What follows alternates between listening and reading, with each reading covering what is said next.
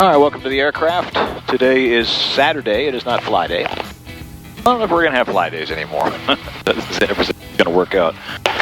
My name is Todd. I'll be your captain. We are about 6 hours en route to Mount Airy, North Carolina, where we're going to stop over for the night. And then we will continue on to St. Mary's County, Maryland in the morning, because we are delivering this airplane to its new owner in Maryland. 4447 Echo has been sold, and its new owner awaits its arrival. We'll be doing a final little mission with 4447 Echo here. We got a little delay this morning. What time was it? 10:30. Wow. Yeah, 3-hour delay. You had to get the plane started. But we have done that. We did a loop in the pattern just to make sure that the battery was getting charged by the alternator. All that seems to be good. She started really quickly 3 times now, so no major worries there. Get down here and do a quick run-up because we've already kind of done a run-up. And then head off toward Alabama and Georgia, North Carolina. Raven traffic 4447 Echo is taking runway 12 and departing to the northeast at Raymond. Our mixture full rich. This is locked in. Gauges are all green. Entering the runway. We'll watch this, make sure that oil pressure comes up, but it loves to come up. That should not be a problem. Got a radio set. And 12 on the runway, 12 on the DG-ish. 12 on the compass, feet on the floor. Here we go.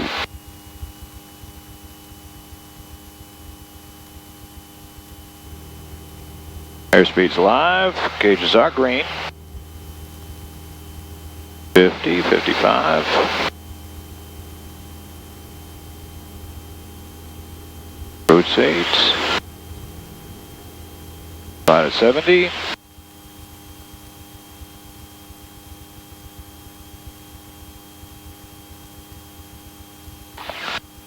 Jackson approach, good morning, 4447 Echo up off Raymond, VFR request. November 4447 Echo, Jackson approach, request. 4447 Echo would like to get flight following to Bravo, Foxtrot, Zulu. We're type Papa Alpha Tree 8, and we're going to go at 5,500 for 47 Echo.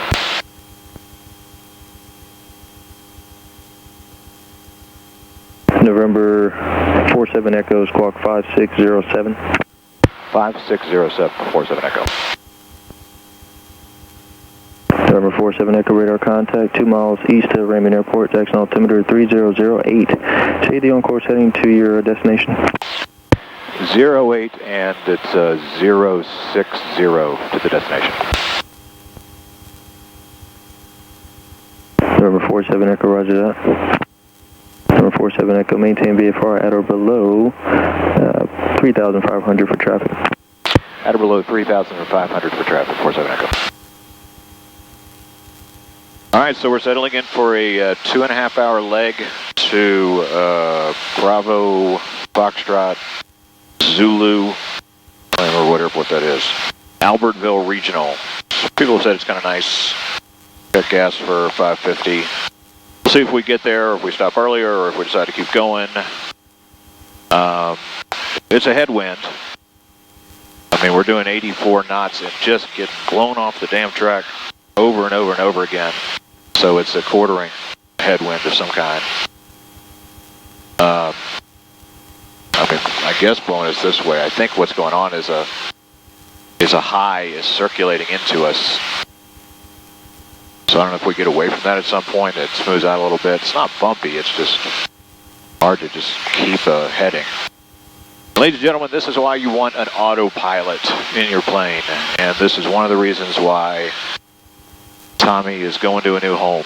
Because as much as I find this plane to be a very efficient, inexpensive plane to operate, relatively speaking. Had to do some work on it, but still low fuel burn, fun to fly, nice big open canopy. I like the low wing. I think I'm going to stick with low wing. Don't hold me to it.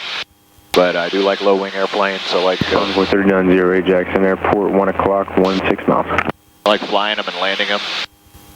But sitting here for the next 5.5 hours holding a heading and marrying up the track on the GPS with less than ideal functionality of the DG here is interesting.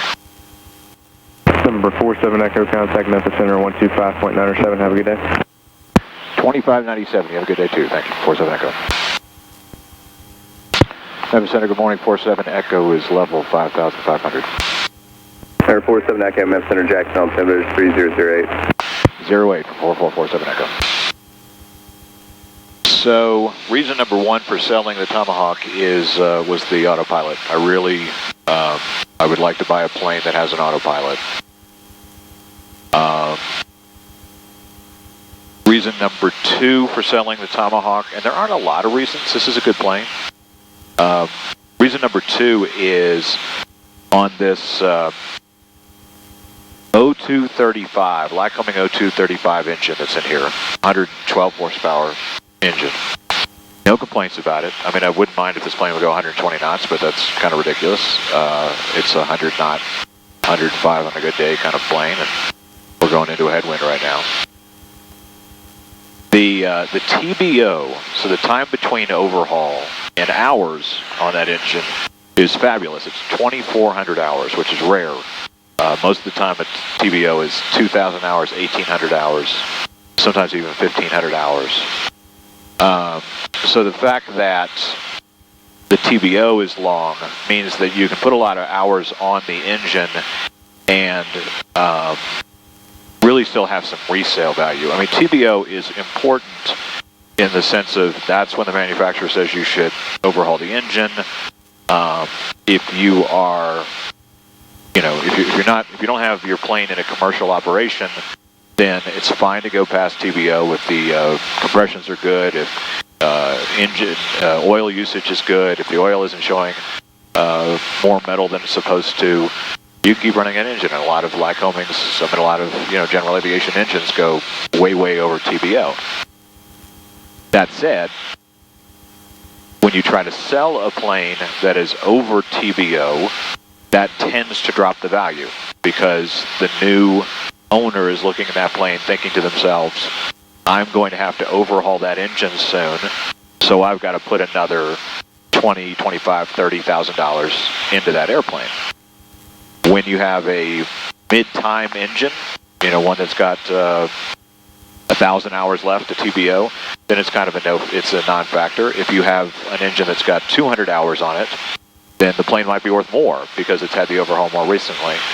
So this plane had its overhaul. One of the things I liked about this plane when I bought it was the overhaul was, I think, 2009.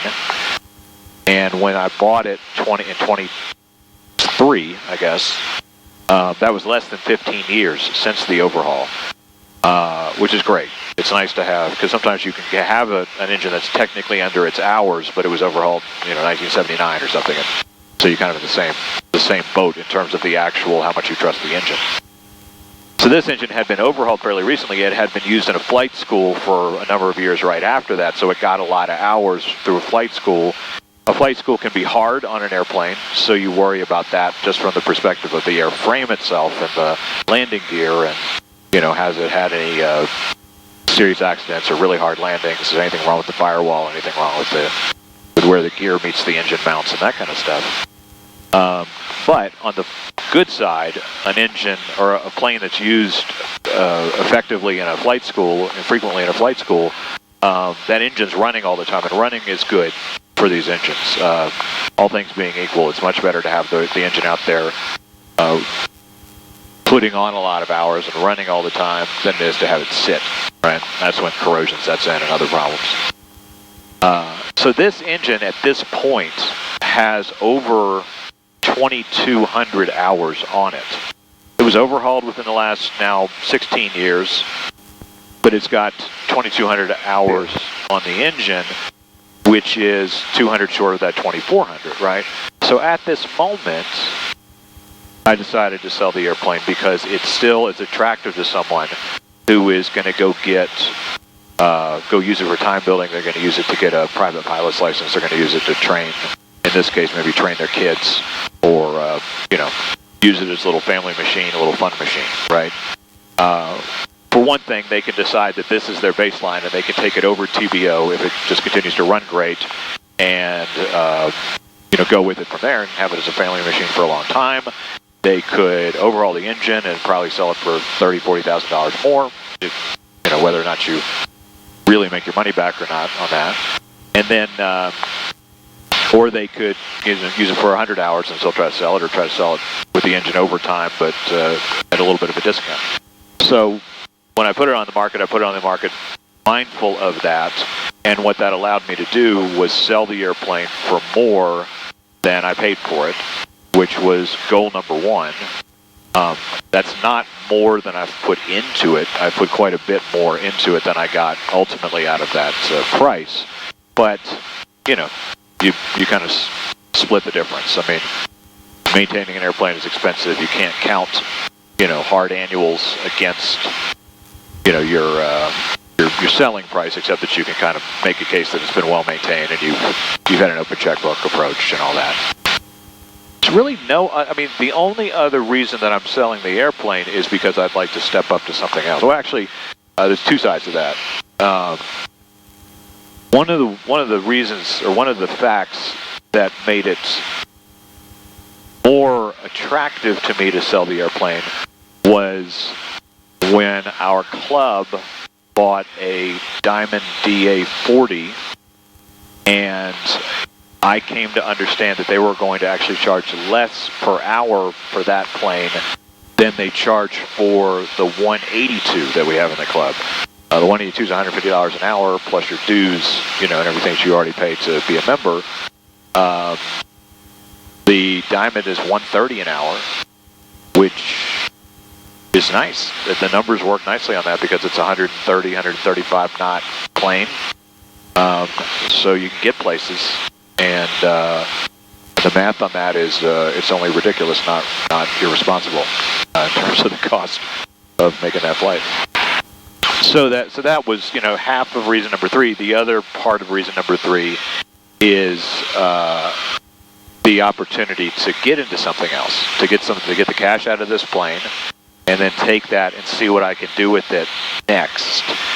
Put it into a new plane, whether that's financing something that's a little more expensive, or potentially going in with a partner and buying a plane for cash, but maybe double what I got out of this one. So something that has an autopilot. It's either got to have an autopilot, or it's got to be so well known of an aircraft for its dead on hold a course capability, and it's got to be able to take an autopilot when a pilot decides that's not good enough. So, man, we have been bumping along here about 30 minutes. 1 Bravo Papa, descend and maintain 3000. 50 miles. Slowed her down to Mooney 5 uniform contact Memphis Center 90 knots or so. 127.1. Slowed her down to about 90 knots.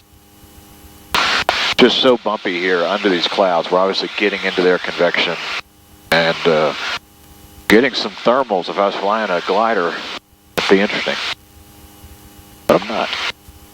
So you get into that rising air and it takes you up, 500, 700 feet per minute. It's kind of crazy, but now I'm getting a little sink.